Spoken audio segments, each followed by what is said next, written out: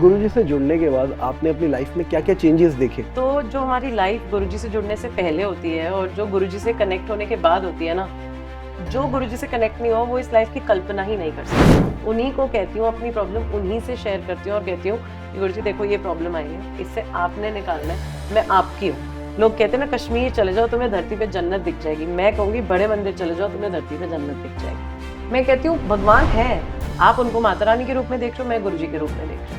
लेकिन आप मुझे ये मत बोलो कि गुरुजी एक नॉर्मल इंसान थे जिनको तुमने उठा के सर पे चढ़ा दिया है, ऐसा कुछ नहीं है। अगर ऐसा होता तो जब वो अपने फिजिकल फॉर्म में थे उस टाइम आती ना लाखों की भीड़, क्या भेड़ चाल कहते हैं। भेड़ चाल कहाँ होती है? जहाँ एक बंदे के पास दिमाग नहीं होता, बंदा इज इलिटरेट, ठीक है। जो पढ़े लिखे लोग नहीं है वो क्या करते हैं कि आज एक बाबा आ गया, उसने ऐसे ही यहाँ पे अपना वो लगा लिया, आसन लगा लिया, बैठ गया, लोग आ रहे हैं उस पर चढ़ावा चढ़ा रहे हैं, बस एक बंदा आएगा कहेगा ओ पता है इन्होंने जो बोला सच हो गया, बाकी सारे लोग भागते भागते आ जाएंगे, चलो इन बाबा के पास चलते हैं। जो सिख लोग होते हैं वो अपने धर्म के कितने पक्के होते हैं।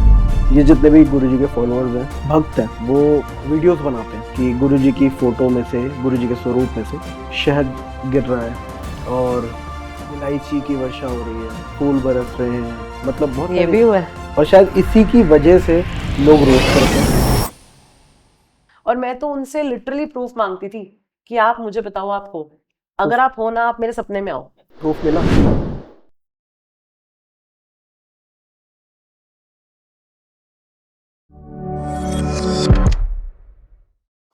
तो हाय हेलो नमस्कार आदाब Sat Sri Akal, welcome back to our new episode. मेरा नाम है वरुण तिवारी और आप देख रहे हैं द वीटी शो। आज का एपिसोड हमारे सारे एपिसोड्स की तरह बहुत ही खास होने वाला है। आज हम थोड़ा सा स्पिरिचुअल जाएंगे। आज की जो हमारी गेस्ट है उनकी लाइफ स्पिरिचुअलिटी से भरी हुई है। उन्होंने गुरुजी के सत्संग करके सिर्फ अपनी लाइफ नहीं बदली बल्कि हजारों लोगों को हील भी किया है। तो without wasting any time let's welcome Nancy Juneja अलग। तो थैंक यू कैसे सो हैं नैन्सी जी मच। आप? जय गुरु जी, जय गुरु शुक्राना जी, गुरु जी। शुक्राना गुरु जी।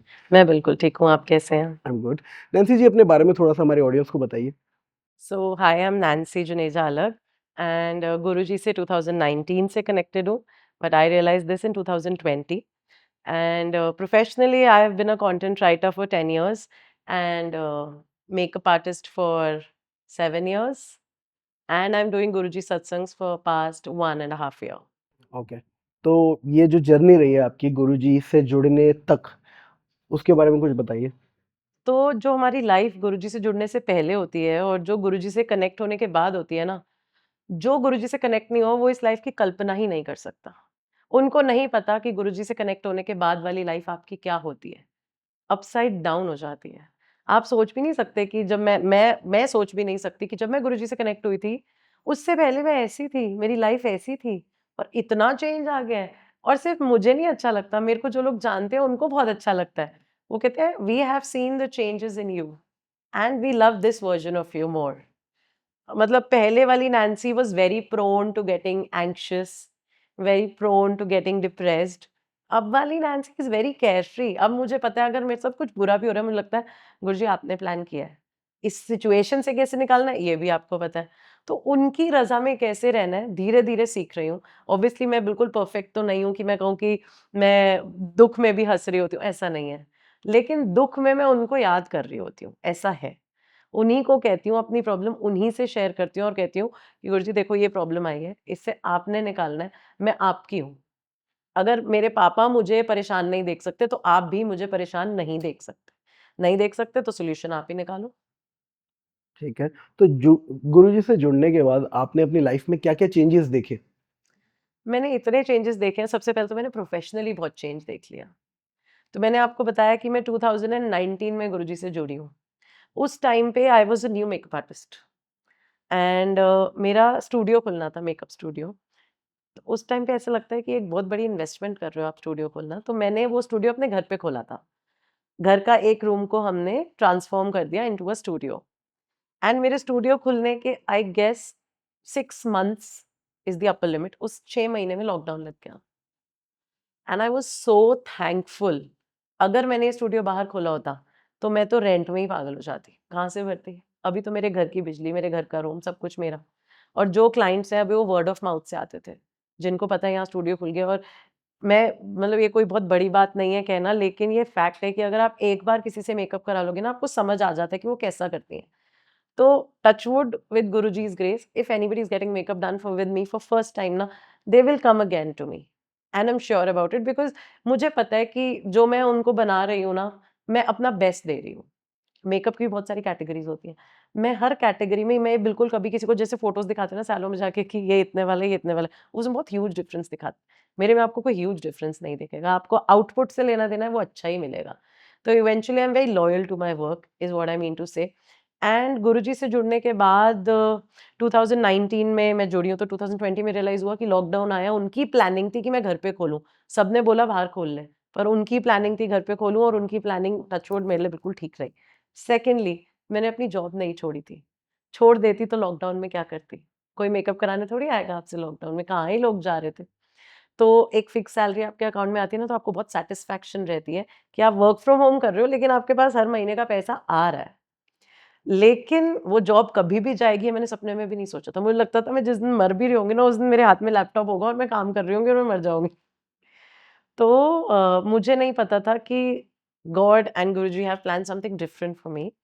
आई conceived my second baby and उसकी मैटरनिटी लीव खत्म होने के बाद कुछ ऐसे कॉन्सिक्वेंसेस बने, सर्कमस्टेंसेस बने कि I had to quit my job because of chat GPT, AI आ गया था। I was a content writer. तो फिर उस टाइम तो आराम से टाइम बीत गया, मेरे घर पे शादियाँ थी। मैंने कहा चलो शादी की तैयारी करते हैं। लेकिन जब वो शादियाँ भी निपट गई, अब मैं क्या करूँ? मैं तो खाली बैठ ही नहीं सकती और मुझे नहीं समझ आया मैं क्या करूँ। एंड आउट ऑफ नोवेयर मेरे फ्रेंड्स ने मुझे बोला कि तू गुरुजी के सत्संग कर। पर उस टाइम पे भी अपने आप पे ही फेथ नहीं होता, कैसे कर लूँ? एक बार थोड़ा अपनी ये सिंगिंग जर्नी के बारे में बताओ। एक मैं क्या को हाँ, कॉलेज टाइम से गाती थी और कॉलेज टाइम पे भी मुझे मेरे एक सर हुआ करते थे, उन्होंने बोला था कि you have a lovely voice, आप ना म्यूज़िक सीखो। कह रहे आवाज़ होती है, एक होती है गॉड गिफ्टेड और एक होती है ट्रेन्ड। कह रहे you have a god gifted voice, I want you to get trained in it. उस टाइम पे मैंने गंधर्व महाविद्यालय की स्टूडेंट थी मैं और शादी के बाद भी मैं जाती रही थी। शादी के 1 साल तक भी मैं गंधर्व जाती थी। उसके बाद जब मैंने अपना फर्स्ट बेबी कंसीव किया तो फिर मैंने क्विट कर दिया था और तब से मेरा म्यूज़िक से कनेक्शन बिल्कुल टूट गया था और मुझे अब आस भी नहीं थी। मैंने होप ही छोड़ दिए थे कि मैं दोबारा कभी गाऊँगी। उस टाइम पे मैं इंडियन आइडल भी जाना चाहती थी, फिर मेरे पापा कहते, "कौन लाइनों में खड़ा होगा? हम नहीं जाने दे रहे, छोड़ दे।" तो मुझे भी लगता है ठीक है यार, छोड़ो अब तो शादी हो गई, अब क्या करना? लेकिन उनकी प्लानिंग थी कि मैं ये करूँ। अभी भी जो लोग मुझे उस टाइम जानते थे, अब वो मुझे अब मिलते हैं, वो कहते हैं, "ये कब हुआ?" ये तब हुआ जब उन्होंने प्लान किया। ये उनकी प्लानिंग थी and trust me, I don't think कि मैं इससे बेटर पोज़ीशन में या इससे बेटर जगह पे हो भी सकती थी इस टाइम पे। लेकिन आज से 5 साल पहले कोई मुझे कहता कि तू 5 साल बाद यहाँ होने वाली है, मैं बिल्कुल विश्वास नहीं करती। दिस इज़ समथिंग अनएक्सपेक्टेड, मैंने सोचा ही नहीं था, ये मेरी प्लानिंग नहीं थी।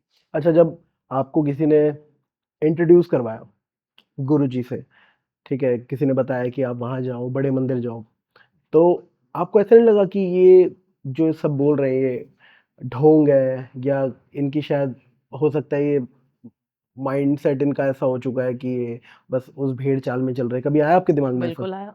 मेरी जिस फ्रेंड ने मुझे जोड़ा है, उसने मुझे अनगिनत बार बोला था, "नैन्सी चल मेरे साथ बड़े मंदिर चल ले, नैन्सी चल मेरे साथ बड़े मंदिर चल।" और मैं हर बार कहती, "हाँ, हाँ, हाँ यार प्लान करते हैं, बनाएँगे।" तो मैं आनाकानी कर जाती थी, मैं उस बात को टाल देती थी और ओनली रीज़न वाज़ कि मुझे भेड़-चाल में नहीं पड़ना था। सेकंडली मेरे को लगता है छतरपुर इतनी दूर है, इतना ट्रैफ़िक होगा, कैसे जाएँगे? इतनी टाइम तो जाने-आने में लग जाएगा। सबसे सुना था कि वहाँ पे बहुत भीड़ होती है।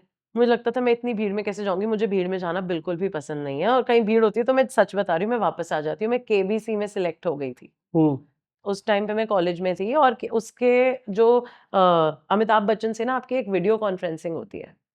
उस लेवल तक मैं पहुँच गई थी उस राउंड में। लेकिन क्योंकि वहाँ पे बहुत ज़्यादा भीड़ थी, उस भीड़ ने मुझे इतना एंग्ज़ियस कर दिया कि मैं वहाँ से वापस आ गई।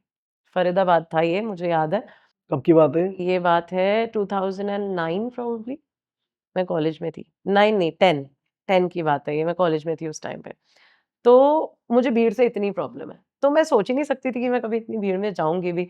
लेकिन मेरे गुरुजी की प्लानिंग देखो, उन्होंने मुझे जब पहली बार बुलाया, उन्होंने मुझे भीड़ में नहीं बुलाया।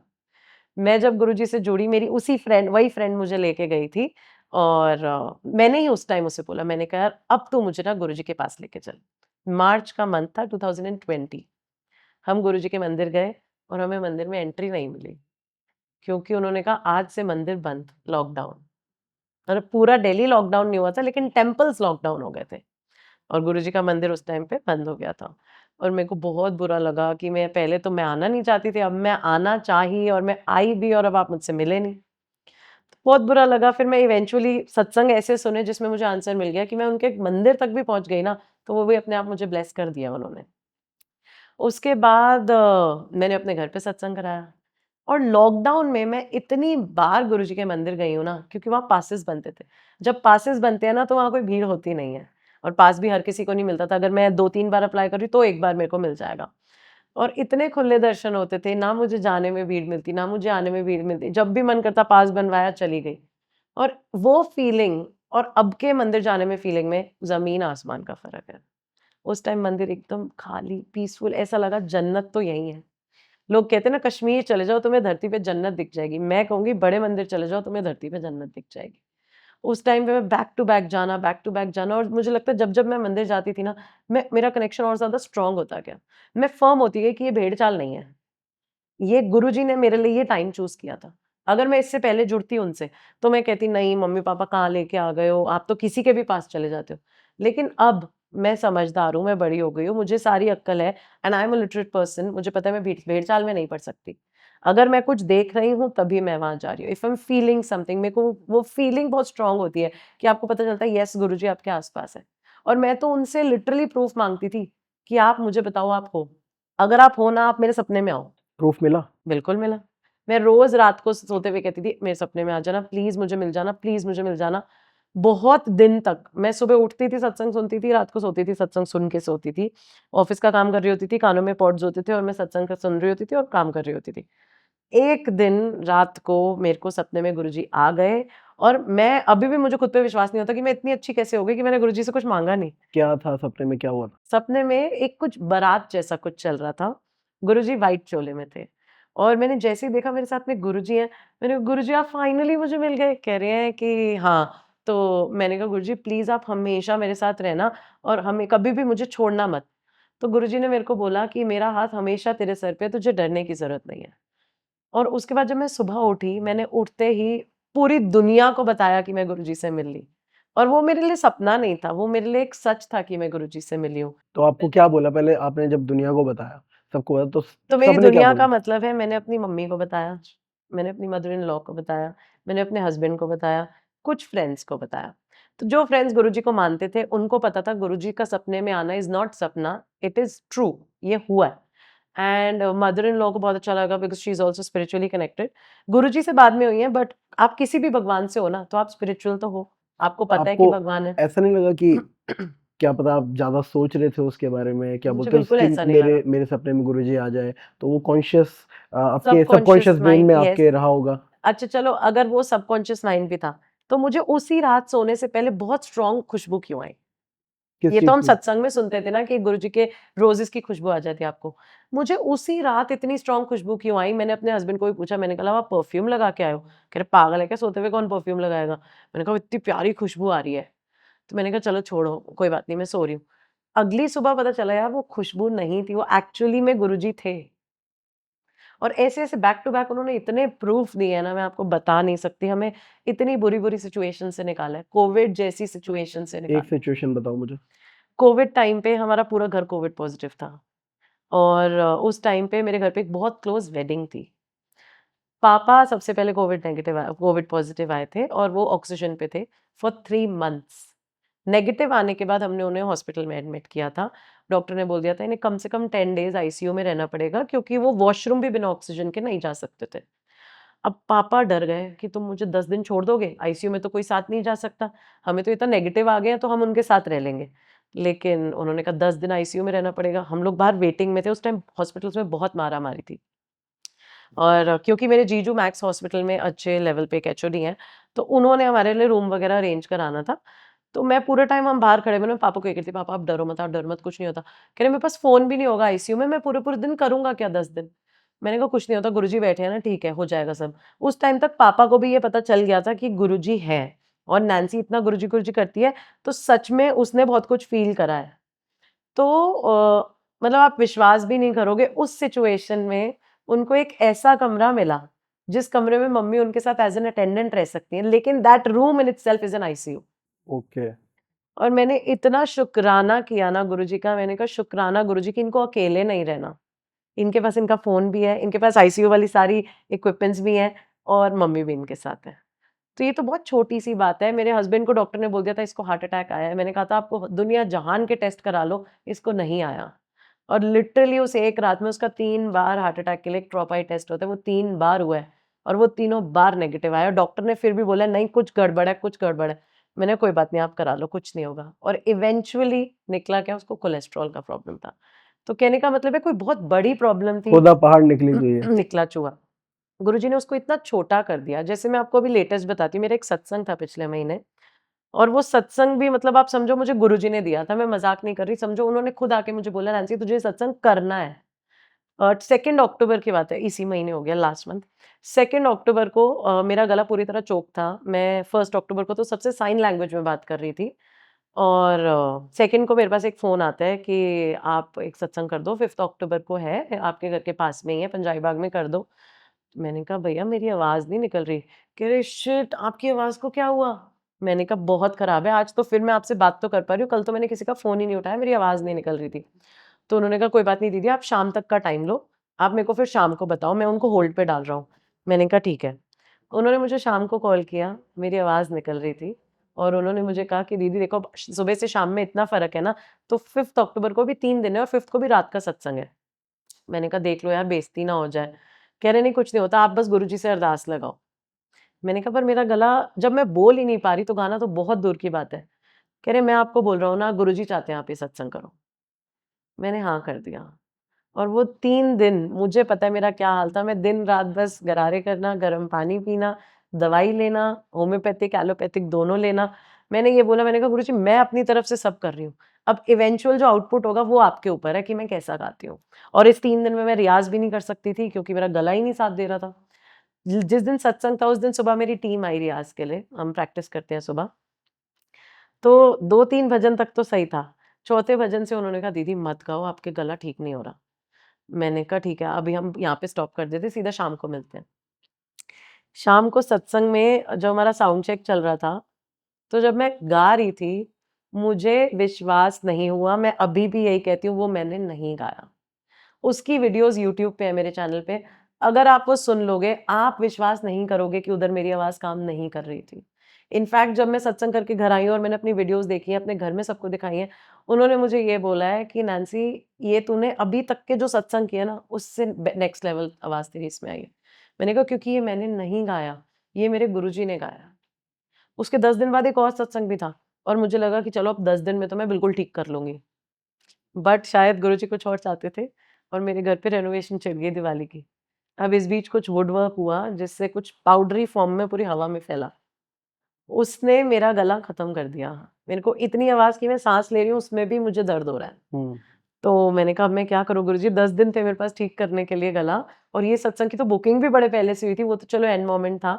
अब मैं तो बेइज़्ती तो नहीं करा सकती, मना नहीं कर सकती एंड मोमेंट। मैंने कहा चलो कोई नहीं गुरुजी, आप देख लो क्या करना है। आपने उतने वर्स्ट केस में सँभाल लिया तो ये तो फिर उसका 50% है। और वही हुआ कि जब वहाँ पे गाने लगी, तो कोई रियलाइज़ ही नहीं कर रहा मेरा गला खराब है या खराब था। क्योंकि जब आप कहते हैं ना, जब आप सोच लेते हो ना आपने सत्संग करना है, तो सत्संग करना आपके हाथ में है ही नहीं। वो करवा रहे हैं तो मैं कर रही हूँ। मैं कोई नहीं होती करने वाली। मैं तो कह रही हूँ मेरे को तो गाने का ग भी नहीं आता। अगर कोई सुर लग रहा है तो वो गवा रहे हैं, नहीं लग रहा तो भी वो उनके ऊपर है। मैं तो कहती हूँ अगर मैं अच्छा कर रही हूँ तो भी गुरुजी आपके ऊपर, आपकी रिस्पॉन्सिबिलिटी, बुरा कर रही हूँ तो भी आपकी रिस्पॉन्सिबिलिटी, बट कोशिश करो कि कभी बुरा कराओ ही मत। क्योंकि किसी और का इवेंट अगर हमारी आवाज़ पे डिपेंडेंट है, तो आवाज़ को ठीक रखो और हमेशा कंठ में विराजमान रहो कि आप गा रहे हो तो अच्छा ही होएगा। अच्छा, तो ये सब जो आपके साथ घटनाएँ घटी, तो इसके बाद आपका जो गुरुजी के ऊपर जो विश्वास था वो और ज़्यादा बढ़ गया, है ना? इतना ज़्यादा बढ़ गया कि सिर्फ़ मेरा ही नहीं, मेरी टीम ने मुझे लिटरली फ़ोन करके बोला है कि दीदी आप बिल्कुल सही कहते हो। हमने जो सुबह आपकी आवाज़ सुनी थी, हमें भी डर था कि शाम के इवेंट में क्या होगा। लेकिन अब हम मान गए कि आप नहीं गा रहे थे, आपके गुरुजी गा रहे थे, और वो एक दिन आपको वहाँ पहुँचाएँगे जो आपने कल्पना भी नहीं की होगी। और मुझे सच में बहुत फ़ेथ है कि वो मुझे वहाँ पहुँचाएँगे जो मेरी सोच से भी परे है। ये होगा, 100% होगा, कब होगा वो उनके टाइमिंग पे होगा। क्योंकि मेरे टाइमिंग से होता तो शायद अभी तक सब गड़बड़ चल रहा होता। उनके टाइमिंग से हुआ है इसलिए सब प्लान्ड है। आजकल मैं बहुत ज़्यादा लोगों को देखता हूँ, रोस्टिंग ज़्यादा चल गई है, लोग कुछ भी कर रहे हैं रोस्टिंग में। तो गुरुजी की आस्था पे भी लोगों ने रोस्ट करे, गुरुजी के भक्तों को रोस्ट किया। तो आपको क्या लगता है, आपने कोई रोस्टिंग वीडियो देखी कभी आपने? थैंकफुली मैंने नहीं देखी, मैं देखना भी नहीं चाहती, बट क्योंकि आप बता रहे हो तो मुझे तो ये चीज़ बहुत बुरी लगेगी अगर कभी भी मेरे को मेरे इंस्टाग्राम या कहीं पे ऐसा कुछ देखने को मिलेगा। क्योंकि मुझे समझ नहीं आता, आप भगवान को नहीं मानते, इट्स परफेक्टली फाइन। आप नास्तिक हो, इट्स परफेक्टली फाइन। मैं किसी नास्तिक को नहीं कहती कि आप गुरुजी को मानो। मैं सिर्फ ये कहती हूँ एक नास्तिक और आस्तिक में ना एक डिफरेंस होता है। वो एक डिफरेंस ये है कि जब एक आस्तिक का सब कुछ खो जाता है ना, जब उसे पता है मैं अपनी इतनी वर्स्ट सिचुएशन में हूँ कि अब इसके आगे मेरे पास कुछ भी नहीं है, अब मैं क्या करूँ? तो हमारे पास एक होप होती है कि अब आएँगे हमारे गुरुजी और वो सब ठीक कर देंगे। लेकिन जो एक नास्तिक इंसान होता है ना, जब वो सब खो देता है, उसके पास कोई होप ही नहीं है। क्योंकि कोई इंसान आपका कभी कुछ ठीक नहीं कर सकता, ठीक सिर्फ हमारे एक भगवान कर सकते हैं। और आस्तिक लोगों के पास वो होप है जो हमारे गुरुजी के रूप में है, और नास्तिक के पास वो नहीं है। तो अगर आपको नहीं चाहिए तो वो आपकी मर्जी है ना, आपको नहीं चाहिए आप मत लो। लेकिन किसी और के विश्वास को, किसी के भगवान के प्रति प्यार को तुम बोलो कि ये ढोंग है, तो मुझे तो ये चीज़ अच्छी नहीं लगती। और आपको अगर कभी किसी ने बोला? मुझे मेरे हस्बैंड बोलते थे कि तू भेड़-चाल में पड़ गई है। दूर क्यों जाना, हस्बैंड तो बिल्कुल रोज़ साथ रहना और सब कुछ। और इनफैक्ट उनको अच्छा भी नहीं लगता था, हम घर पे बहुत रेगुलर सत्संग करते थे और हमारे सत्संग कोई बहुत लैविश सत्संग नहीं होते थे। हम घर के 4 लोग बैठ के सत्संग कर लेते थे और हम कोई बहुत लैविश दरबार भी नहीं सजाते थे, बस हमें ये होता था हमारे गुरुजी का चोला बहुत सुंदर होना चाहिए। तो गुरुजी का चोला लगाया, अपना एक बड़ा प्यारा-सा दरबार उनका सोफ़े पे लगाया और हम लोग अपना पेन ड्राइव पे लगा के स्पीकर पे सत्संग कर लेते थे। तो हमारे एक ये पॉइंट था कि जब मेरे हस्बैंड के आने का टाइम हो तब तक सत्संग खत्म हो जाना चाहिए, क्योंकि उसको ये सब नहीं पसंद। बट आज की डेट में वो कहता है मुझे तुम्हारे विश्वास से कोई प्रॉब्लम नहीं है, तुम मानो, बस तुम मुझे फोर्स मत करो मानने के। मतलब मेरे जैसे आउट ऑफ दिल्ली सत्संग होते हैं, तो वो अभी भी नहीं मानते? नहीं, ही इज मूडी, ऐसा मुझे लगता है। वो अपने हिसाब से मानते हैं, तो जब कभी उनको आपने, जरूरत है तो वो मान लेते हैं। जैसे लोग देखे होंगे आपने कि अगर कोई नहीं मान रहा है तो वो पूरी जान लगा देंगे, उसको नीचा दिखाने की कोशिश करेंगे, नहीं तुम तो बिल्कुल, तुम्हारे अंदर अकल नहीं है, तुम्हें क्या पता है, ऐसे करने लग जाते हैं कि तुम नहीं मान रहे। लेकिन आपको क्या लगता है कि अगर किसी की आस्था है तो आस्था फोर्स करके करवा सकते हैं? बिल्कुल भी नहीं करा सकते हैं। मेरी लाइफ में एक ऐसे इंसान हैं, जिनको गुरुजी के नाम से भी प्रॉब्लम है। बट आप मुझे फ़ोर्स नहीं कर सकते कि मैं ना मानूँ। मैं हमेशा ये कहती हूँ कोई बात नहीं, आप माता रानी को मानते हो, मानो, मैं भी मानती हूँ। मैं कहती हूँ भगवान है, आप उनको माता रानी के रूप में देख रहे हो, मैं गुरुजी के रूप में देख रही हूँ। लेकिन आप मुझे ये मत बोलो कि गुरुजी एक नॉर्मल इंसान थे जिनको तुमने उठा के सर पे चढ़ा दिया है, ऐसा कुछ नहीं है। अगर ऐसा होता तो जब वो अपने फ़िज़िकल फ़ॉर्म में थे, उस टाइम आती ना लाखों की भीड़, तब आते ना बहुत-बहुत चढ़ावे। और हमारे गुरुजी के मंदिर में तो ये सब है ही नहीं। तो फिर तो भेड़-चाल क्या हो गई? और मेरे को किसी ने एक बात, मैं बहुत सत्संग ढूँढती थी कि ये क्या भेड़-चाल, भेड़-चाल, भेड़-चाल। उस बीच मुझे एक सत्संग मिला था जिसमें मुझे इस बात का आंसर मिला था। कहते हैं भेड़-चाल कहाँ होती है? जहाँ एक बंदे के पास दिमाग नहीं होता, बंदा इज़ इलिटरेट, ठीक है? जो पढ़े-लिखे लोग नहीं हैं वो क्या करते हैं कि आज एक बाबा आ गया, उसने ऐसे ही यहाँ पे अपना वो लगा लिया, आसन लगा लिया, बैठ गया, लोग आ रहे हैं उस पे चढ़ावा चढ़ाने, बस एक बंदा आएगा कहेगा ओह! पता है इन्होंने जो बोला सच हो गया। बाकी सारे लोग भागते-भागते आ जाएँगे, चलो इन बाबा के पास चलते हैं। लेकिन हमारे गुरुजी के पास कैसे लोग आते थे आपने देखा है? एलीट क्लास, हाई लेवल के लोग, अच्छे खासे पढ़े-लिखे लोग, चीफ जस्टिस ऑफ इंडिया, जजेस, एडवोकेट्स और बहुत अच्छे-अच्छे लेवल्स के पॉलिटिशियंस, एवरीबॉडी, ये सब पढ़े-लिखे लोग हैं ना, ये ऐसे भेड़-चाल में पड़ जाएँगे? किसी ने भी कह दिया चलो गुरुजी के पास चलो, चले जाएँगे? इवन बॉलीवुड सेलिब्रिटीज ऑफ भी कोर्स, अपने घर में सत्संग करवाते हैं गुरुजी बिल्कुल। का, रणबीर कपूर के घर में, एकता कपूर के घर में, और आई थिंक करण जौहर ने भी करवाया था। तो ये जो सारी चीजें हैं, ये तो मानते भी नहीं है, तो बॉलीवुड स्टार्स तो मानते भी नहीं है, इतने ज़्यादा रिलीजन को नहीं मानते हुए, वो कभी भी क्या बोलते हैं कास्ट, ये सब, इन सब में कोई बिलीव नहीं करते। लेकिन अगर वो भी गुरु जी का सत्संग करवा रहे हैं, वो भी इस चीज़ में आस्था प्रकट कर रहे हैं अपनी, that means there is something which is divine. यार आप ये देख लो ना कि जो सिख लोग होते हैं वो अपने धर्म के कितने पक्के होते हैं, लेकिन हमारे गुरुजी फॉलोअर में कितने सिख लोग हैं? हम्म। आप खुद सोचो, उनको गुरुजी में अपने भगवान दिखे हैं ना, वरना वो क्यों कहेंगे कि नहीं गुरुजी हमारे सब कुछ है। बहुत ऐसे सिख हैं जो कहते हैं गुरुजी हमारे सब कुछ है। वो क्यों नहीं कहते गुरु हमारा, गुरु नानक जी तो ये बोल के गए थे ना, गुरु गोविंद सिंह जी, कि गुरु मानियो ग्रंथ। अब अगर उनको गुरुजी में अपने गुरु दिख गए तो इसमें वो क्या करें? उनको तो पता है ना कि हाँ, we have seen something in him, वो उनका फेथ है। व्हाट डू यू थिंक, आप गुरुजी को भगवान मानते हो या गुरुजी को आप एक messenger of God. Messenger of God मानते हो, जो कि एक डिवाइन एनर्जी है जो आपको पाथ दिखाती है, आपको गाइड करती है कि आपको ये करना चाहिए? देखो मतलब सच गुरु का बताऊं, मतलब क्या होता है? गुरु का मतलब यही होता है कि जो मैं आपको आपको गाइड सच करे। बताऊं, मुझे ना भगवान और भगवान के मैसेंजर में डिफरेंस नहीं पता और ना मुझे जानना है। मुझे ये पता है मुझे कुछ चाहिए तो मैं गुरुजी से मानूंगी। अगर मेरे साथ कुछ बुरा हो रहा है तो मैं उनको बोलूंगी, कुछ अच्छा हो रहा है तो उनको ही शुक्राना करूंगी। इनफैक्ट अब तो ऐसी सिचुएशन में कि कुछ बुरा भी होता है ना तो मैं कहती हूँ शुक्राना गुरुजी। आपको एक छोटी सी बात बताती हूँ, मैंने आपको बताया ये सत्संग जिसमें मेरी आवाज नहीं थी, 5 अक्टूबर वाला सत्संग। उस सत्संग में इतने मैं आपको बता रही हूँ 1.5 ईयर हो गया सत्संग करते हुए। घर पे सबको पता होता है इतने से इतने बजे का सत्संग है, कभी घर से कोई फ़ोन नहीं आता। इस दिन मुझे सत्संग के बीचों-बीच घर से फ़ोन आया, मेरे हस्बैंड का फ़ोन, जो तो मुझे लाइफ़ में कभी फ़ोन ही नहीं करता। और मैं एकदम डर गई कि क्या हो गया, ये बंदा मुझे सत्संग के बीच क्यों फ़ोन कर रहा है। But when you have to sing for 2 hours non stop ना, आप फ़ोन नहीं उठा सकते। आप नहीं कह सकते मैं ब्रेक लेके जा रही हूँ, मेरे घर से फ़ोन आ रहा है, वो हो ही नहीं सकता। तो सत्संग खत्म होते ही ना, मतलब मैं लंगर भी नहीं किया, मैंने कहा नहीं मेरे पास टाइम नहीं है, मेरे घर से फ़ोन आ रहा है। मैंने बाहर निकलते ही फ़ोन किया, मैंने क्या हो गया जो आज आपने मुझे सत्संग के बीच फ़ोन किया? मेरे बेटे का हाथ आ गया था दरवाज़े में और घर पे किसी को नहीं पता था कि अब क्या करें? वो कह रहे हैं तेरे को इसलिए फ़ोन किया था कि क्या करें? वो बहुत ज़्यादा रो रहा है। मेरा पहला क्वेश्चन था, उसकी उँगलियाँ सलामत हैं? कह रहे हैं हाँ। और मुझे अभी भी सोच-सोच के कुछ हो रहा है कि ये क्या हुआ था? और मैं वहाँ से जब सत्संग से निकली तो उन्होंने मुझे फ़ोन किया कि आप ऐसे क्यों निकल गए? मैंने कहा मेरे घर से फ़ोन आया था और मेरे बेटे का हाथ दरवाज़े में आ गया है। कह रहे हैं पता नहीं क्या होना था, आप ये सोचो आप सत्संग के बीच में थे जब ये सब हुआ है, गुरुजी ने उसके ऊपर से कितना बड़ा कष्ट हटाया है। गॉड नोज़ क्या हो जाता। दरवाज़ा हाथ में आना, एक 2 साल के बच्चे का कुछ भी हो सकता है यार, बोन्स बहुत लाइट होती हैं, हाथ बहुत छोटे-छोटे, पतले-पतले होते हैं। और सच बता रही हूँ तो मैं बहुत शुक्राना करती हूँ मालिक का कि वो मेरे सामने नहीं हुआ। मेरे सामने हुआ होता तो मुझे नहीं पता मेरा क्या होता। मैं देख ही नहीं सकती थी उसको उस हालत में। उस टाइम पे उन्होंने मेरी सिस्टर को कॉल किया क्योंकि उसके भी छोटे बच्चे हैं कि बताओ क्या करें, इसको क्या दें? उसको दवाई दे के उसको सुला दिया। मेरे आने से पहले इनफैक्ट गुरुजी का इतना शुक्राना है कि वो बिल्कुल ठीक था। बस उसने मुझे ये बताया मम्मा मुझे यहाँ लग गई थी। दो मैं उसका हाथ देख नहीं पा रही थी उस टाइम पे इतना बुरा हाल था, बट ही वाज़ फाइन। तो मैं तो इतना शुक्राना करती हूँ कि अगर आप कोई बुरी सिचुएशन भी देते हो ना, तो शायद वो इससे ज़्यादा बुरी होने वाली थी लेकिन आपने इसको कम में निकाल दी। हुँ। अच्छा, मेरे को एक चीज़ बताओ,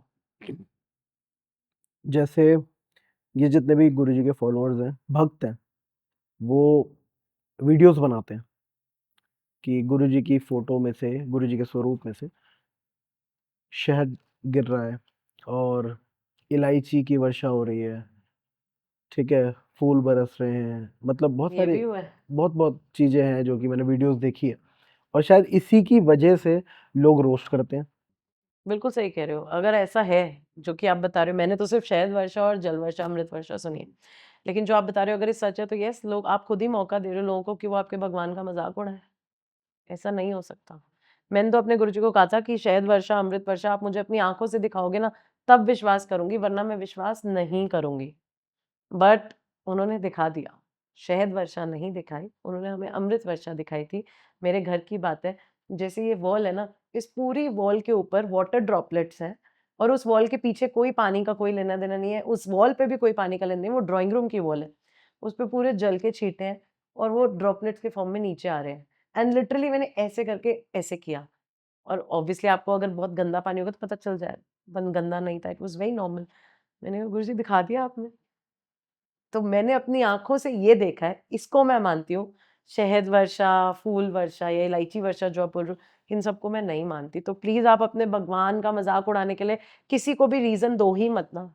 और मुझे ऐसा लगता है कि ना, अगर गुरुजी आपको अपना स्वरूप दिखा रहे हैं, दर्शन दे रहे हैं, तो आपको वो वीडियोग्राफ़ी करके क्यों करना है? आपको सब कुछ क्यों आपको दिखाना है लाइव जाके, देखो गुरुजी चिल्ला-चिल्ला के आपने क्यों करना है? देखो ये बात आप बिल्कुल सही कह रहे हो, बट इसमें ना लोगों का 2 माइंडसेट हो सकते हैं। एक कि उनको चाहिए कि उनकी रील पे बहुत सारे व्यूज़, लाइक्स आ जाएँ। दूसरा कि आप चाहते हो कि जैसे हम कनेक्ट हुए हैं ना, वैसे ही और भी कोई कनेक्ट हो जाए। हमारे गुरुजी कहते थे कि अगर तुम्हारी वजह से एक और बंदा भी कनेक्ट हो गया ना, तो उसका तुम्हें भी बहुत पुण्य मिलता है। तो अब ये आपका माइंडसेट क्या है वो वीडियो डालने का, वो आपके ऊपर डिपेंड करता है। अब जैसे आपने बोला कि गुरुजी ने दर्शन दिए, गुरुजी ने हमें रोटी में इतनी बार ओम के दर्शन दिए हैं। बट कभी दिमाग में ही नहीं आया कि उसकी फोटो खींचो। ये ज़रूर हुआ है कि पूरे घर में दिखाया कि देखो गुरुजी ने ओम के रूप में रोटी पे दर्शन दिए। लेकिन आप उसकी फोटो खींच के उस पे डालो, वो मेरे साथ तो नहीं हुआ क्योंकि उस टाइम ये होता है ना, इस रोटी को खा लेते हैं यार, ये प्रसाद है। लेकिन आपको कभी ऐसा लगा कि स्टार्टिंग फेज में कि ये कोइंसिडेंस भी हो सकता है, मतलब ओम एकदम प्रॉपर ओम बन के आया? स्टार्टिंग में बिल्कुल लगा कि ये तो बड़ा कोइंसिडेंस है, मम्मी आप क्या बोल रहे हो? आप ऐसे देख लो और 2-4 रोटियों में बन जाएगा। बट नहीं बना, मतलब प्रॉपर ओम बन के आया? प्रॉपर ओम बन के आया। मेरे साथ नहीं विद हुआ है। चंद्र बिंदु आल्सो। अच्छा, चंद्र बिंदु मेरे साथ कभी नहीं हुआ है। मैं खुद गुरुजी का फॉलोअर हूँ और आई थिंक जो भी अच्छा हो रहा है या जो भी हो रहा है मेरे साथ, ऑब्वियसली अच्छा ही हो रहा है सब कुछ, ठीक है, जब से मैं गुरुजी से जुड़ा हूँ। शुक्राना। और किसी दिन मैं भी एक पॉडकास्ट में बताऊंगा कि मेरे साथ क्या-क्या हुआ है, ठीक है, अपनी जर्नी शेयर करूँगा, बट अभी ये पॉडकास्ट इनके लिए है, इनको डेडिकेटेड है। तो मुझे एक चीज़ बताइए कि आपने जब पहला सत्संग किया था, तो आपने कौन-सा भजन गाया था? जब आप सत्संग करते हो तो आपको 2 घंटे भजन गाने होते हैं। हुँ, तो व्हिच स्टार्ट्स फ्रॉम एक Omkar and it ends at शुक्राना, फिर मंत्र जाप और आरती होता है। हुँ। तो जो मैंने पहला सत्संग किया था, उस सत्संग में तो किसी को पता भी नहीं था मैं सत्संग करने वाली हूँ, क्योंकि मुझे लगा एंड मोमेंट कुछ भी गड़बड़ ना हो जाए, तो लेट एवरीबॉडी थिंक कि ये पेन ड्राइव पे ही लगने वाला है। हुँ।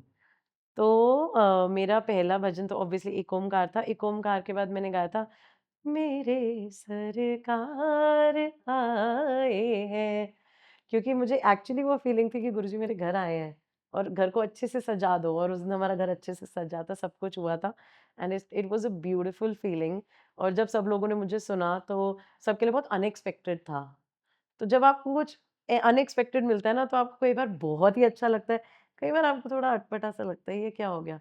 बट थैंकफुली मेरे केस में सबको वो एक प्लेजेंट सरप्राइज मिला था। Everybody was happy. और उस सत्संग में जो गैदरिंग थी, वो संगत हमारी सारी फ्रेंड्स एंड फैमिली थी। तो मुझे ये था कि अगर बेइज्जती हुई भी तो अपने लोगों के बीच होएगी, कोई बात नहीं। बट थैंकफुली उन्होंने बेइज्जती होने ही नहीं दी। उस टाइम तो ये समझ ही नहीं आता था कि जब मैंने उनका नाम ले लिया तो वो उन्हीं के ऊपर है। तो फिर मेरी बेइज़्ती हो या इज़्ज़त बचाएँ, वो उनके हाथ में है और वो कभी बेइज़्ती होने नहीं देंगे। अभी नेक्स्ट कौन-सा आपका सॉन्ग आने वाला है, मतलब भजन आने वाला है? Next bhajan is like I waited for this one for 2 months. ये हमने 2 मंथ्स पहले रिकॉर्ड किया था and trust me, I it better be the best one. तो this song I am doing with Baba Sani ji. आपने ज़रूर सुना होगा क्योंकि गुरुजी के मंदिर में उनके बहुत सॉन्ग्स चलते हैं। सिद्धार्थ मोहन भैया और शैली जी उनके बहुत सॉन्ग्स करते हैं। तो मेरे लिए तो ये एक ड्रीम था एंड फ्रैंकली बता रही हूँ, मैंने उनको भी यही बोला था, I can not afford you.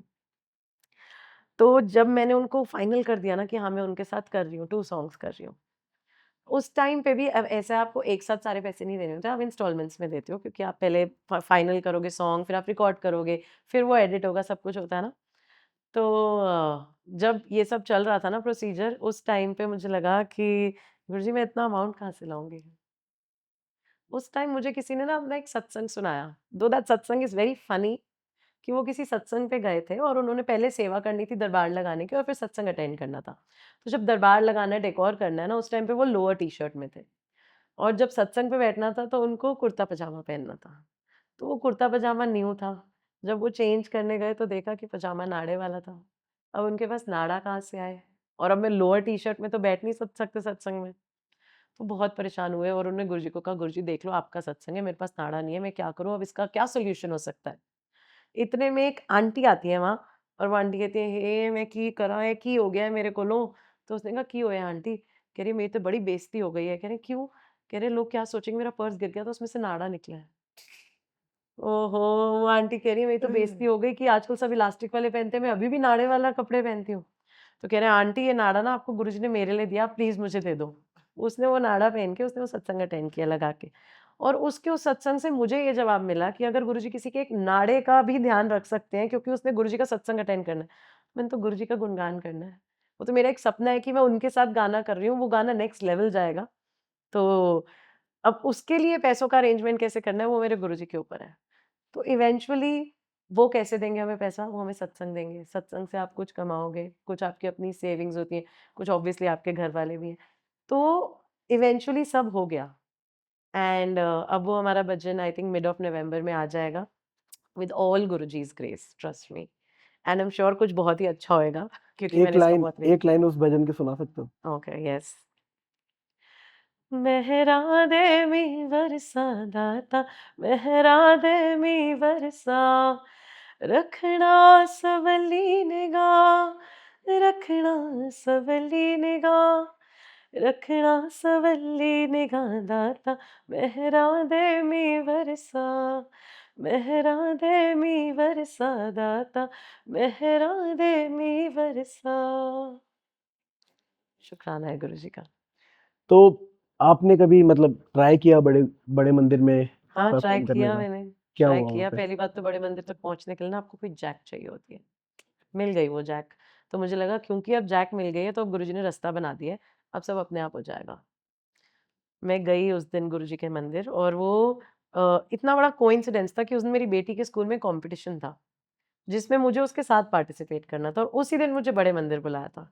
मैंने कहा क्या कर दिया गुरुजी, अब मैं क्या करूँ, कॉम्पिटिशन मिस नहीं कर सकती क्योंकि मुझे इसे जिताना है, फर्स्ट राउंड था वो। मैंने स्कूल में रिक्वेस्ट डाली और वो रिक्वेस्ट एक्सेप्ट हो गई और उन्होंने हमारा ऑडिशन सबसे पहले ले लिया एंड हम सिलेक्ट भी हो गए। मैं भाग गई वहाँ से, मैंने कपड़े चेंज किए और मैं बड़े मंदिर भाग गई। अब मैं बड़े मंदिर तो पहुँच गई टाइम पे। वहाँ पहुँचने के बाद मैं 3 घंटे वेट करती रही और वो 3 घंटे मेरे लिए 3 साल के बराबर थे। क्योंकि मेरे से वेट नहीं होता, मैं वेट नहीं कर सकती, ना मुझे वेट कराना पसंद, ना मुझे वेट करना पसंद। इवेंचुअली जब मैंने देखा 3 घंटे हो गए, अब 3 घंटे में ऑफ कोर्स उन्होंने मुझे चाय प्रसाद दिया, जल प्रसाद दिया, लंगर प्रसाद भी कराया। बट मुझे तो मेरे मन में पता था ना मैं किसी का वेट कर रही हूँ यहाँ पे, किसी से मिलने का वेट कर रही हूँ। तो उस टाइम पे मुझे बहुत बुरा लगा और 3 घंटे होते ही मेरे को जो वहाँ लेके गए थे, मैं एक बार खड़ी हो गई वहाँ से, फिर मैं लंगर हॉल में बैठी थी। मैंने कहा कि कोई बात नहीं है अंकल, किसी और दिन करते हैं, अभी आई थिंक उनके पास टाइम नहीं है। बोले नहीं चल, मैं तेरे को लेने ही आया हूँ। तो फिर हम अंदर गए, रूम में गए गौरव अंकल के पास। उस टाइम पे मेरा भजन आना था रहमता करदा है, तो मैंने उनको वही सुनाया। फिर उन्होंने 2-3 भजन और बोले, मैंने सुनाए। फिर उन्होंने मुझे बोला आप ना एक सूफ़ी सॉन्ग सुनाओ। अब जब मैं बड़े मंदिर जा रही हूँ ना, तो बंदा एक माइंडसेट के साथ जा रहा है कि आपसे भजन सुनेंगे। सूफ़ी सॉन्ग तो दिमाग में ही नहीं था। वैसे बेशक आप पूरे दिन गाते रहो, लेकिन जब आपको कोई बोल देगा ना, तब आपके दिमाग में नहीं आएगा बिकॉज़ आप वो प्रिपेयर ही नहीं करके गए। मैंने कहा कि अंकल अब सूफ़ी सॉन्ग तो मेरे को ऐसे कोई दिमाग में नहीं आ रहा। तो कह रहे कोई बात नहीं, चलो फिर एक भजन और सुना दो। तो मैंने एक भजन और सुना दिया। तो उन्होंने बोला कि आप अपना नंबर ऐसे-ऐसे मेरे असिस्टेंट को लिखवा जाओ और उनका नंबर भी ले जाओ और आपको जल्दी बुलाते हैं। अब वो जल्दी बुलाते हैं तो मेरे को तो ये लगा जल्दी बुलाने का मतलब है हफ्ते बाद बुला लेंगे, 10 दिन बाद बुला लेंगे। बट उस बात को काफ़ी लंबा टाइम हो गया है। कितना टाइम हो गया? 7-8 महीने हो गए हैं। 7-8 महीने हो गए। तो मुझे ये भी लगा कि maybe I am out of sight, so maybe I am out of mind, कि उनको ध्यान ही ना हो मेरा। बट तब से अब तक ना मुझ में हिम्मत नहीं हुई कि जो उन्होंने मुझे नंबर दिया था मैं उस पे फ़ोन करके एक बार पूछूँ। तो फिर मुझे किसी ने कहा कि जब गुरुजी चाहेंगे ना, कॉल अपने आप आएगा और सच में मुझे लगता है कॉल अपने आप आएगा। What I can do is कि जब भी मेरा कोई सॉन्ग रिलीज़ होता है, मैं उस नंबर पे भेज देती हूँ कि वो सुन सकें। बाकी तो गुरुजी बैठे हैं, उन्होंने कराना है, कब गवाना है, उनको पता है। क्या पता मैं अभी जाऊँ और कुछ गड़बड़ हो जाए, अब इतनी संगत के बीच गड़बड़ हो जाए तो अच्छा नहीं लगता। वो मुझे तब बुलाएँगे जब मैं एकदम परफेक्टली, उन्हें पता है अब ये सब कर लेगी। अच्छा, तो मैं आपके हाथ में एक टैटू देख सकता हूँ, ओम जय गुरुजी। तो या ये टैटू की क्या कहानी है? ये टैटू की कहानी ये है कि जब मैं गुरुजी से जुड़ी थी ना, तो मुझे लगता था कि गुरुजी तो हमें बहुत कुछ देते हैं, हम गुरुजी को क्या दे सकते हैं? और जैसे कि मैंने बताया उस टाइम पे मैं सुबह उठती थी, सत्संग सुनती थी, रात को सोते तक सत्संग सुनती थी। तो उसमें मैंने एक सत्संग सुना था, मैं हमेशा सबको ये बात बोलती भी हूँ, कि अगर हम गुरुजी का हाथ पकड़ेंगे ना, एक ब्रिज क्रॉस करना है मान लो आपको, और वो ब्रिज कभी भी टूट सकता है। आप गुरुजी को अपना हाथ नहीं दोगे, गुरुजी को बोलोगे गुरुजी आप मेरा हाथ पकड़ो, क्योंकि अगर हमने पकड़ा ना, तो हम तो ऐसे पागल लोग हैं, हमसे छूट जाएगा, हमारी वो पकड़ ही नहीं है। लेकिन अगर हमने कहा ना गुरुजी आप हमारा हाथ पकड़ लो, उनकी पकड़ इतनी स्ट्रॉन्ग है ना कि हम छोड़े भी नहीं छुड़ा पाएँगे। गुरु पूर्णिमा का दिन था और उसके 2 ही दिन बाद हमारे गुरुजी का बर्थडे भी था। तो मैंने गुरुजी को कहा गुरुजी ये मेरी तरफ से आपका बर्थडे गिफ्ट, मैं अपने हाथ पे आपका नाम लिखवा रही हूँ, इसलिए क्योंकि जब तक मैं मरूँगी नहीं ना, ये मेरे साथ रहेगा, तो अब आप चाह के भी मेरा हाथ नहीं छोड़ सकते। कभी आपको लगे ना ये लड़की तो डामाडोल हो रही है, अब मुझे इसको अपनी संगत में नहीं रखना, तो भी आप मुझे नहीं छोड़ पाओगे, क्योंकि अब जब तक मैं हूँ तब तक ये है और तब तक आप मेरा हाथ छोड़ ही नहीं सकते। ये मेरी तरफ से मेरे गुरुजी के लिए गुरु पूर्णिमा पे गिफ्ट था। तो आप मतलब इस चीज़ पे बहुत विश्वास करते हो कि जब तक ये टैटू है, जब तक मेरे साथ गुरुजी हैं। ये बस मेरे एक मन की तसल्ली के लिए कि अब उन्होंने मेरा हाथ पकड़ा हुआ है, अब वो कभी नहीं छुड़ाएँगे। तो आप ये मानते हो कि जब तक ये टैटू आपके हाथ पे है, तब तक गुरुजी आपके साथ हैं? बिल्कुल नहीं, गुरुजी तो मेरे साथ हमेशा है। ये बस मेरे मन की तसल्ली के लिए कि ये टैटू ये मेरे गुरुजी हैं। ये हमेशा मेरा हाथ पकड़ के रखेंगे, कभी भी नहीं छोड़ेंगे। अच्छा एक चीज़ बताओ मेरे को, जैसे गुरुजी का जो स्वरूप होता है, जैसे आपने ब्रेसलेट पहन रखा है, तो ये ब्रेसलेट आपको किसी ने गिफ्ट किया है या आपने खरीदा है खुद? और ये जो आप, जैसे मैं आ भी रहा था इस पॉडकास्ट के लिए, तो मैंने 8-10 गाड़ियाँ देख ली जिस पे ब्लेसिंग गुरुजी, जय गुरुजी लिखा हुआ था। तो मैंने बोला चलो ठीक है, जब गुरुजी अपने आप ही आ रहे हैं, मुझे दिख रहे हैं सुबह-सुबह, तो ये मैनिफेस्टेशन भी हो सकती है और ये कहीं न कहीं आज का पॉडकास्ट अच्छा होने वाला है, इसकी एक ब्लेसिंग है। बिल्कुल, मैं कह रही हूँ ना ये गुरुजी करा रहे हैं। आपका मुझसे मिलना, मेरा आपके पॉडकास्ट पे आना, ये सब उनकी प्लानिंग है, वरना मैं कहाँ आपको जानती हूँ, आप कहाँ मुझे जानते थे। और रहा सवाल ये ब्रेसलेट का, तो येस, ये मुझे किसी सत्संग से मिला है और यूजुअली जो ब्रेसलेट्स होते हैं ना, वो आपको कोई देता ही है as a blessing. Of course market में मिलते हैं, अब हर कोई सत्संग पे जाने को हर किसी को नहीं मिलता। मैं हमेशा कहती हूँ कि आपको कैसे पता चलेगा गुरुजी की मेहर आप पे बरस रही है? कितने लोग हैं जो सत्संग पे जाना चाहते हैं, वो नहीं जा सकते। आप आ गए हो ना, तो आप पे उनकी मेहर बरस रही है। तो सबसे बड़ा प्रूफ है इस बात का कि गुरुजी आपके साथ है जब आप एक सत्संग पे जा रहे हो। लेकिन बहुत सारे लोग हैं जो जाना चाहते हैं, नहीं जा सकते। वो सत्संग पे ही नहीं जा रहे तो उन्हें ब्रेसलेट कहाँ से मिले? तो अब मार्केट में भी अवेलेबल है। लेकिन आप ब्रेसलेट्स तब पहनो गुरुजी की, अगर आप उनको पूरी रिस्पेक्ट कर सकते हो। आपने सिर्फ़ एक फ़ैशन ज्वेलरी, एक फ़ैशन एक्सेसरी की तरह पहना, तो ये सच में आपके लिए सिर्फ़ एक फ़ैशन एक्सेसरी ही रहेगा। मैं ऐसे भी कुछ लोगों को जानती हूँ जो गुरुजी को इसलिए फ़ॉलो करते हैं ताकि उनका बिज़नेस बढ़े। क्योंकि गुरुजी के फ़ॉलोअर्स में जो लोग हैं ना, वो हमारे साथ बिज़नेस कर लेंगे। जो मैं सेल करती हूँ, वो चीज़ खरीद लेंगे या कुछ भी, आप किसी का भी कुछ भी बिज़नेस हो सकता है, कोई भी सर्विसेज़ हो सकती हैं कि वो मेरी सर्विसेज़ अवेल करेंगे, X, Y, Z. But then आप फिर गुरुजी से कनेक्टेड नहीं हो। गुरुजी को पता है और फिर उस बिज़नेस में वो हेल्प नहीं करेंगे। उनके नाम पे बिज़नेस मत चलाओ।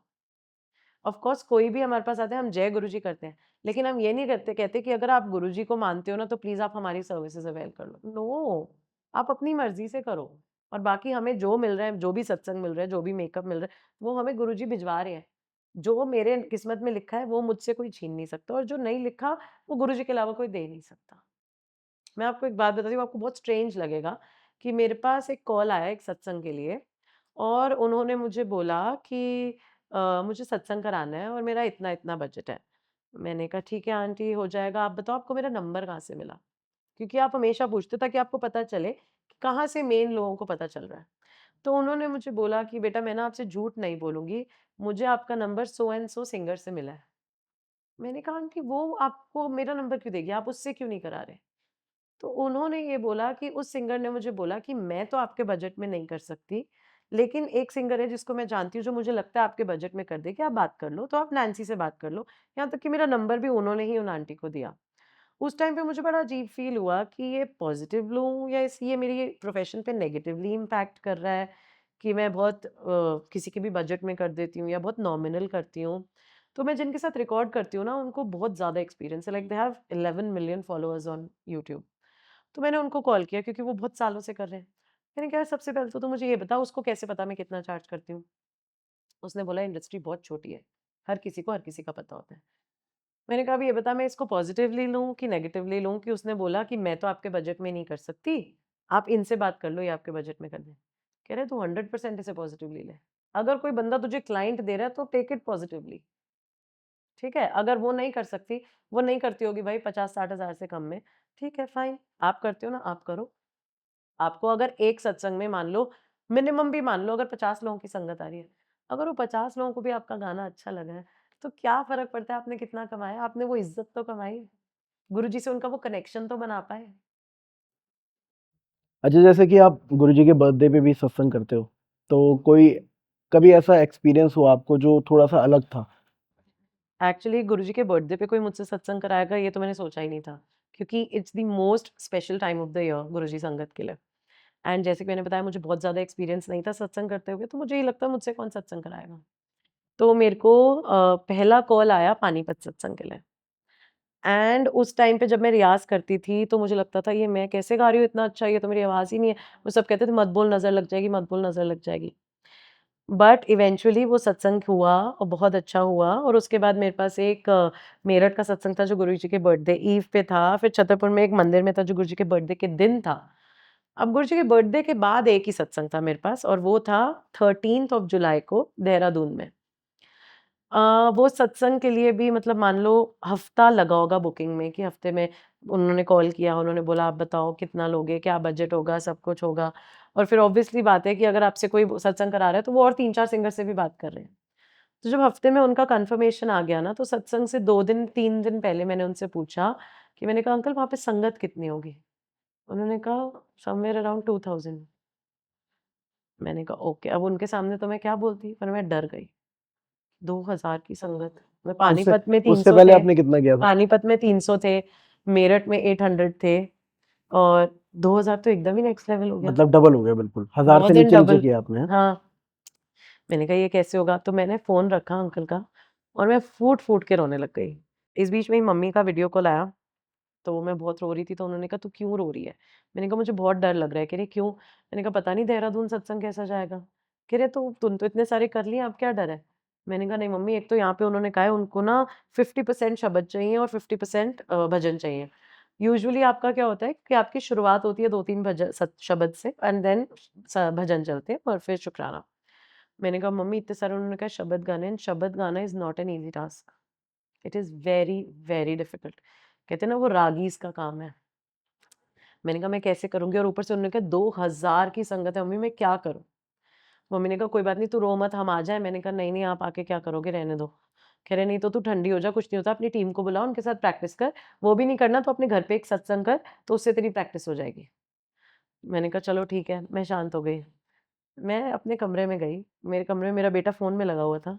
मुझे नहीं पता उसने क्या खोला हुआ था, लेकिन उसमें एक सिद्धार्थ मोहन भैया का भजन चल रहा था, जिसमें वो लाइन चल रही थी एग्ज़ैक्टली जब मैं एंटर करी हूँ, फिर डरूँ मैं भला किस लिए, रखूँ शिकवा गिला किस लिए, सर पे मेरे तेरा हाथ है, तू मेरे साथ है। और मैं और रोने लग गई, मैंने कहा गुरुजी आपने मुझे कैसे जवाब दे दिया। इसी बात पे मैं आपको एक भजन सुनाना भी चाहूँगी। तू मेरे तू मेरे साथ है, तू मेरे साथ है, फिर डरूं मैं भला किस लिए, रखूं शिकवा गिरा किस लिए, सर पे मेरे तेरा हाथ है, तू मेरे साथ है। तो उस टाइम पे मुझे ये रियलाइज़ हुआ कि गुरुजी ने मुझे खुद आके जवाब दिया है कि मैं तेरे साथ हूँ, तेरे सर पे मेरा हाथ है, तुझे डरने की क्या बात है? और मेरा बेटा जो यूट्यूब पे कोकोमेलन और ये सब देखता है, वो क्या खोल के बैठ गया कि उस टाइम पे ये सत्संग आ गया। और यही लाइन आई। तो मैंने कहा गुरुजी ये आपने मुझे जवाब दिया है, अब मुझे कोई टेंशन नहीं है, अब मैं बिंदास होके गाऊँगी। मैं ऐसे गाऊँगी कि 2000 के तुम 4000 की संगत आ जाओ, मैं अपना बेस्ट दूँगी। और वो सत्संग आउट ऑफ द वर्ल्ड हुआ था। इतनी संगत में मैंने पहली बार किया था। और जब मैं वहाँ से निकली भी ना, तो जो ऑर्गेनाइज़र्स थे वो मेरे रूम में आए और उन्होंने बोला कि आपने पहली बार इतना बड़ा सत्संग किया ना? मैंने कहा अंकल इतना बड़ा तो पहली बार किया है। कह रहे हैं आपने बहुत अच्छा किया है। और वहाँ से स्टेज से लेके मेरे रूम तक का रास्ता 2 मिनट का था, जिसमें मुझे 15 मिनट लगे हैं, क्योंकि everybody wanted to come and click with me, and हर कोई आके कि आप बहुत अच्छा गाते हो, आप बहुत अच्छा गाते हो। वो feeling I can't I can't express in words. That is something जो मुझे लगता है हर किसी को नहीं मिलता। जब गुरुजी देना चाहते हैं ना, तो वो ऐसे देते हैं। आई वाज़ सो थैंकफुल। और मैंने बोला कि गुरुजी ने इतनी मेहर बरसाई है ना अपने बर्थडे पे, बहुत शुक्राना है उनका, बहुत, हर पल का शुक्राना है। आगे का क्या सोचा है आपने? आगे का मैंने ये सोचा कि अब जो मेरा बाबा सानी जी के साथ सॉन्ग आ जाएगा, उसके बाद शायद मुझे बड़े मंदिर से कॉल आ जाएगा। अल्टीमेट जो गोल है वो बड़े मंदिर में परफॉर्म करने का, राइट? यस, क्योंकि मुझे लगता है कि मैं वहाँ उनके सामने साक्षात गाऊँगी। बड़े मंदिर में गुरुजी खुद बैठे हैं। ऑफ कोर्स वो मेरे घर पे बैठे थे एक सत्संग में, जिसका उन्होंने बहुत सॉलिड प्रूफ दिया था, आपने मेरे पिछले पॉडकास्ट में शायद सुना होगा।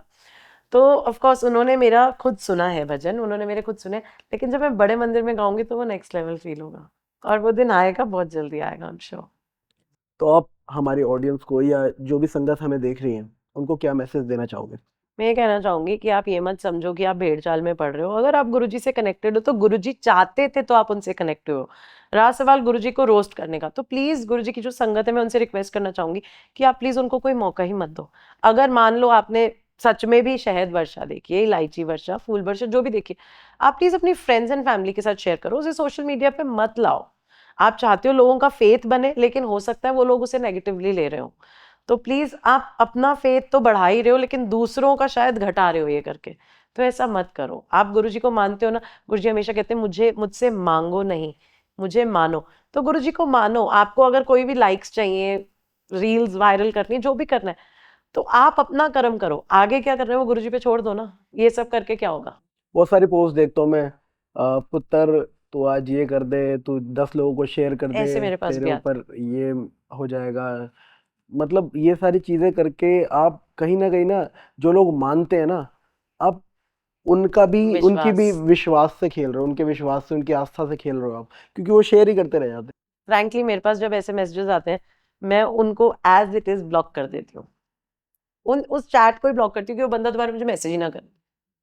और ये सिर्फ गुरुजी के साथ नहीं है, हर भगवान के साथ होता है, माता के साथ। अगर तूने आज ये शेयर नहीं करा तो तेरे घर में ये हो जाएगा, आज तूने ये शेयर करा तेरे घर में ऐसा हो अच्छा हो जाएगा। जाए, हाँ तो ट्रू। ये सारी चीजें लोग कर रहे हैं, और मेरे ख्याल से ये रोटन मेंटालिटी के लोग हैं जो कि ये इन सब चीजों से फायदा उठाना चाह रहे हैं। ठीक है एग्जैक्टली। कि लाइक्स मिल जाएंगे, शेयर मिल, लेकिन ऐसे करके तुम क्या ही उखाड़ लोगे, क्या ही कर और लोगे आप, कितने टाइम तक कर लोगे ये कितने टाइम बताओ तक ना। कर लोगे आप। मान लो तुम्हारा एक कोई रील इस वजह से वायरल हो भी गई, उसके बाद क्या?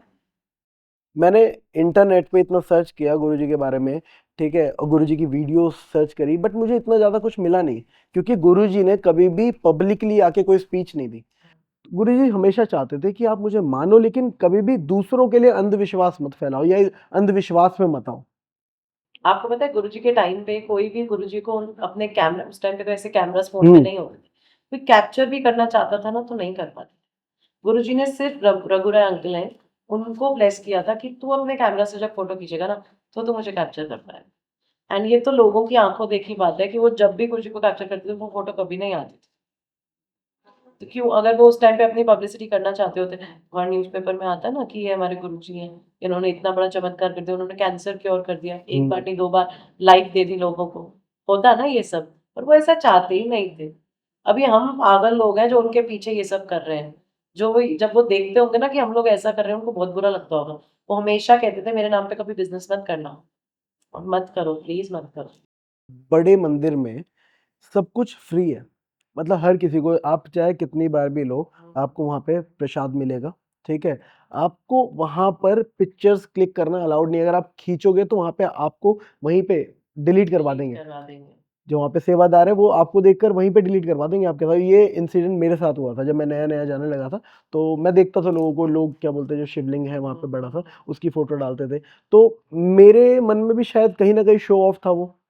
ट्रू। कि ठीक हम है, बड़े मंदिर आए हैं। कि हम बड़े मंदिर आए, शो ऑफ था वो। लेकिन मुझे सेवादार ने वहाँ पे रोका, तो उन्होंने बोला कि नहीं आप डिलीट करो, तो डिलीट मैंने कर दी, बट वो कहीं न कहीं मेरे फ़ोल्डर में रह गई थी, जो कि मैंने रिसेंटली डिलीटेड में रह गई थी वो, जो मैंने रखी हुई थी, फिर मैंने उसे लगा दिया था। फिर उसके बाद लोगों के आए, मेरे पास मैसेजेस आए कि आप भी जाने लग गए। मेरे एक्चुअली मैं ना उनको दिखाना चाहता था, जो मेरे नियर डियर वन्स हैं, जो मानते थे ना, राइट। जिनको पता नहीं था कि मैंने भी मानना स्टार्ट कर दिया है। तो होता है ना कि स्टार्टिंग में कि उनको पता चले, तो मैंने ये बचपना ही बोल सकते हैं, ये बचपना था मेरा, क्योंकि अब मैं जाता हूँ तो मेरे मन में ये सब होता ही नहीं कि मैं फ़ोन निकालूँ, क्या करूँ। ठीक है, रिसेंटली मैंने किया था कि जैसे मैं जब भी जाता हूँ तो मैं अकेला जाता हूँ। ठीक है, या कोई अगर फ्रेंड होता है तो वो जाता है, लेकिन जो फ्रेंड जाते थे वो जा नहीं पाए उस दिन। तो मैंने क्या किया, मैंने प्रसाद की पिक्चर ली, और पिक्चर मैंने उनको शेयर करी। मैंने ये स्टेटस पे नहीं डाली, क्योंकि वो मेरी आस्था है। पहले जो मैंने किया वो मेरा बचपना था। अब जो मैंने किया, ये मेरे को ये हुआ कि ना, ये जो मैं प्रसाद ग्रहण कर रहा हूँ, ये जो लोग मेरे से जुड़े हुए हैं, मेरे साथ हैं, और वो गुरुजी के बहुत बड़े डिवोटीज हैं, और क्या बोलते हैं, वो मानते हैं उनको, तो उनको भी ये प्रसाद मैं चाहता हूँ कि वो ग्रहण करें। और उन्होंने बहुत अच्छी तरीके से उस चीज़ को वो किया, बहुत खुश हुए वो कि उनको आज के दिन मैं क्योंकि मंडे को जाता हूँ, तो मंडे को उनको वो प्रसाद दे दर्शन हो गए एकदम प्रसाद के। तो क्योंकि उन वो जब दर्शन करते हो ना आप गुरुजी के, जब आप उनको देखते हो, उनकी जो पिक्चर्स देखते हो, जो स्वरूप देखते हो आप, तो आप उनको देखो स्माइल करते हुए, जब और ऐसा लगता है वो साक्षात वो है। ऐसा लगता है कि वो आपको देख रहे हैं, और वो आपसे बात कर रहे हैं कि आ गया पुत्र। बिल्कुल सही है। तो मतलब मुझे ऐसा लगता है, मुझे ऐसा फील होता है, क्योंकि उन स्वरूप में कुछ है। और मैं ये नहीं बोलूँगा कि मैं बहुत ही अच्छा इंसान हूँ, मैं भी उन लोगों की तरह हूँ जो रोस्ट कर रहे हैं, क्योंकि मैं भी एक टाइम पे इन सब चीज़ों का मज़ाक उड़ाता था, ठीक है? और मुझे उस चीज़ का लगता है कि ये सब जर्नी होती है आपकी, ठीक है? आप जब तक बोलते हैं ना कि आपको जब तक बुलावा नहीं आता, वैष्णो देवी या किसी भी मंदिर के लिए भी ऐसे ही बोलते हैं, माता वैष्णो देवी के लिए भी बोलते हैं कि माता का बुलावा आएगा तब आप जाओगे, और होता है ये, ठीक है? गुरुजी खुद ऐसे ही डिसाइड गुरुजी का करते हैं। बुलावा आता है आपके पास।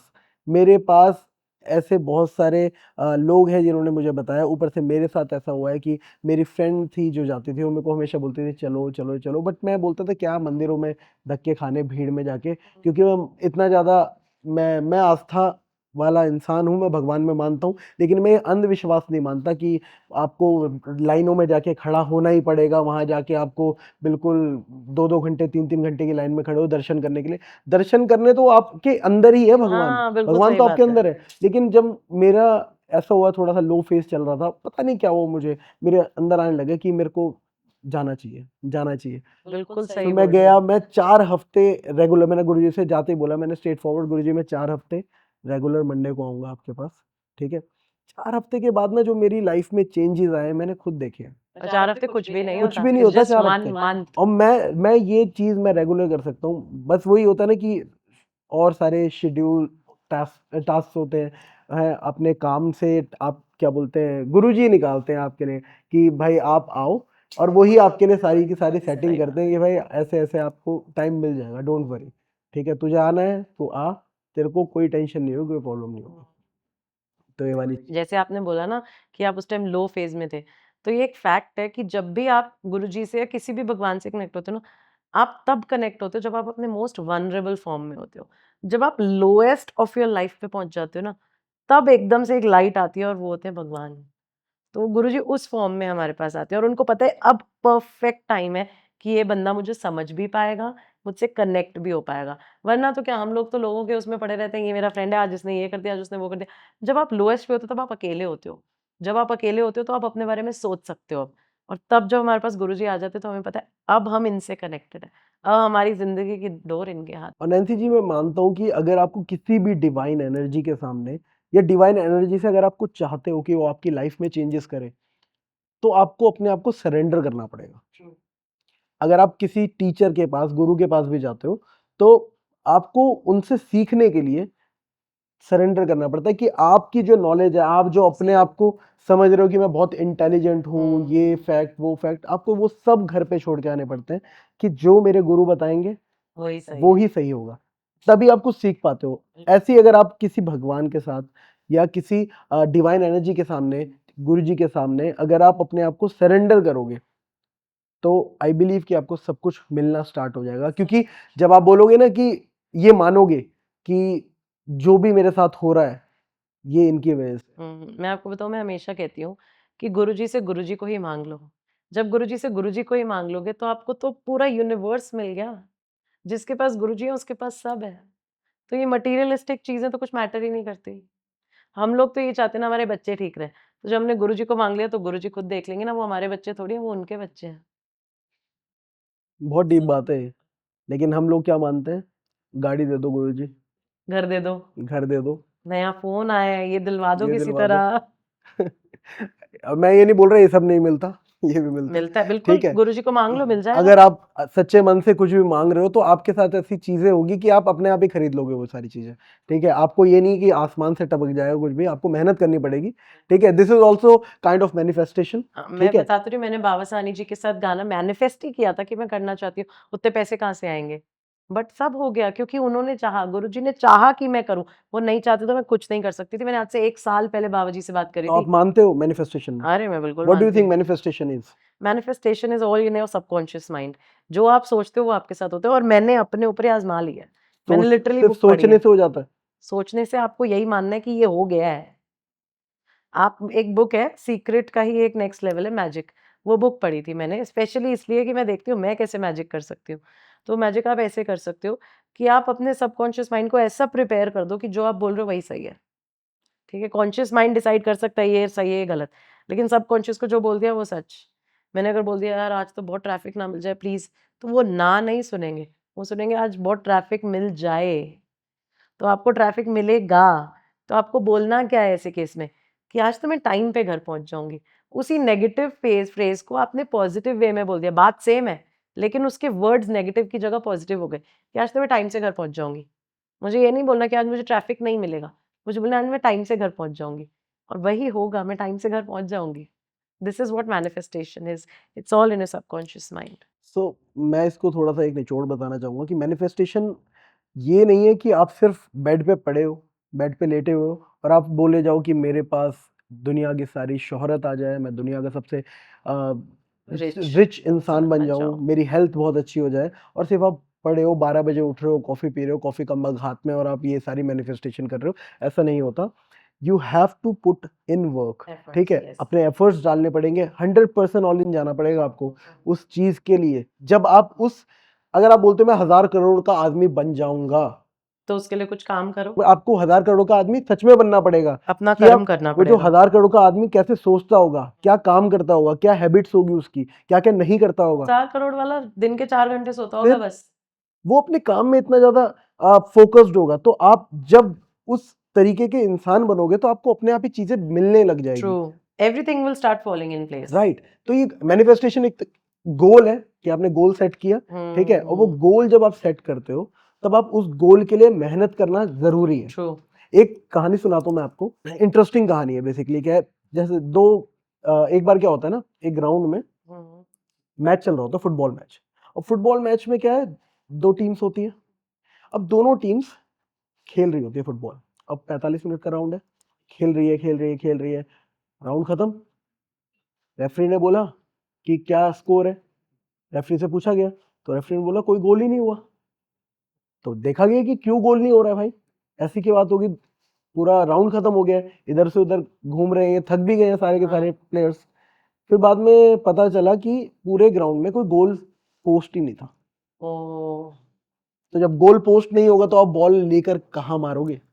So that is manifestation. लोग बोलते हैं मैनिफेस्टेशन से कुछ नहीं होता। मैनिफेस्टेशन इज सेटिंग अ गोल। आप जब उस चीज को सोचोगे, अपने दिमाग में उस चीज को इमेजिन करोगे कि मैं एक दिन वो पाऊंगा और मैं वैसा इंसान हूं, हुँ, तो आप एक दिन मिल ही जाएगा आपको। हुँ। सिंपल चीज है। True, agreed. तो आई होप कि इस पॉडकास्ट में आपको बहुत सारी चीज़ें सीखने को मिली होगी, आपके नयन चक्षु खुले होंगे, बहुत सारे आपके मन में डाउट होंगे, वो डाउट्स आपके क्लियर हुए होंगे हमारी नैन्सी जी की बातों से, इनकी इंसिडेंट्स इनके साथ जो हुए हैं इनकी लाइफ में। और मुझे बहुत मज़ा आया लिटरली इस पॉडकास्ट में, क्योंकि मैं थैंक यू ये सो पॉडकास्ट मच। बहुत बहुत महीनों से करना चाह रहा था ट्रू। और हमारी बात हो रही थी लेकिन हम कर नहीं पा रहे थे, टाइम के क्लैशेस हो रहे उनकी थे। प्लानिंग थी ना। उनकी प्लानिंग थी कि आज होना था और इतना प्यारा ट्रू। आज का एपिसोड हुआ है। एंड अगर आपको भी ये एपिसोड अच्छा लगा हो तो कमेंट करके ज़रूर बताएं कि आपका कौन सा बेस्ट पार्ट है इस पॉडकास्ट का। लाइक ज़रूर करें इस एपिसोड को और शेयर कर दें अपने सारे के सारे जितने भी फ्रेंड्स हैं, फैमिलीज हैं, ताकि उनको भी पता चले कि गुरुजी के बारे में जो उनके मन में डाउट्स हैं वो भी क्लियर हो जाए, ठीक है? और जो लोग भाई रोस्ट करते हैं वो रोस्ट बनाते रहें भाई, आप लोगों का ये कर्म है, जो आपको मिलना होगा वो बिल्कुल मिलेगा। But so what goes around comes around, so right, beware. बिल्कुल। So that's all from my side. Yes. तो अपना एक बार एक्सपीरियंस शेयर करो, आपको द वीटी शो में कैसा लगा? मुझे बहुत अच्छा लगा यहाँ आके, इनसे बातें करके मुझे बहुत अच्छा लगा और जहाँ भी मुझे गुरुजी की बातें करने को मिलता है, तो मुझे सच में बहुत अच्छा लगता है और अभी भी मैं कितना सारा बोल सकती हूँ, but I think we have some time foundation, तो अगली बार के लिए भी कुछ छोड़ देते हैं। डेफिनेटली। एंड मुझे बहुत अच्छा लगा एंड हम डेफिनिटली दोबारा मिलेंगे। तो नैन्सी जी, अगर किसी ने आपको फॉलो करना है तो कैसे कर सकते हैं? आपके सोशल मीडिया हैंडल्स क्या है? तो यूट्यूब पे इट्स नैन्सी अलग ऑफिशियल, इंस्टाग्राम पे ऑल्सो इट्स नैन्सी अलग ऑफिशियल, बट जो मेरे सारे ऑफिशियल भजन के रिलीजेस होते हैं वो आपको यूट्यूब पे मिलेंगे, उनकी रील ज़रूर आपको इंस्टाग्राम पे मिलेंगी। And coming to my live satsangs, वो आपको इंस्टाग्राम और यूट्यूब दोनों पे मिलेंगे। एंड आप लोग देख सकते हैं वहाँ पे मैं कैसा सत्संग करती हूँ, आपको भी एक एक्सपीरियंस मिल जाएगा how live satsang is. And yes, please do subscribe to my YouTube channel and follow me on Instagram. And guys, मैं आपको ये चीज़ सजेस्ट करूँगा कि अगर आपने भी सत्संग करवाने, तो हमने लाइव यहाँ पे सुना है, इनकी आवाज़ बहुत प्यारी है, ठीक है? और बहुत अच्छे सत्संग करते हैं ये, मैंने खुद इनके लाइव सत्संग देखे हैं। तो आपने भी अगर इनको सत्संग के लिए बुलाना है, तो आप नीचे दिए गए नंबर्स पे, इनके लिंक्स पे आप उनको कॉन्टैक्ट कर सकते हो और आप इनको बुला सकते हो। एंड आई होप कि आपका जो सत्संग होगा वो बेस्ट होगा, ठीक है? आपका एक्सपीरियंस बहुत अच्छा होगा। इस पॉडकास्ट को बहुत सारा प्यार दे ताकि मैं नैन्सी जी को दोबारा से बुलाऊं और वो अपने बिजी शेड्यूल में से हमें टाइम निकाल के दे। सो मिलते हैं अपने नेक्स्ट एपिसोड में किसी नए गेस्ट के साथ। तब तक के लिए स्वस्थ रहो, मस्त रहो और जीते रहो अपनी जिंदगी। Thanks for watching this video. जय गुरु जी। जय गुरु जी।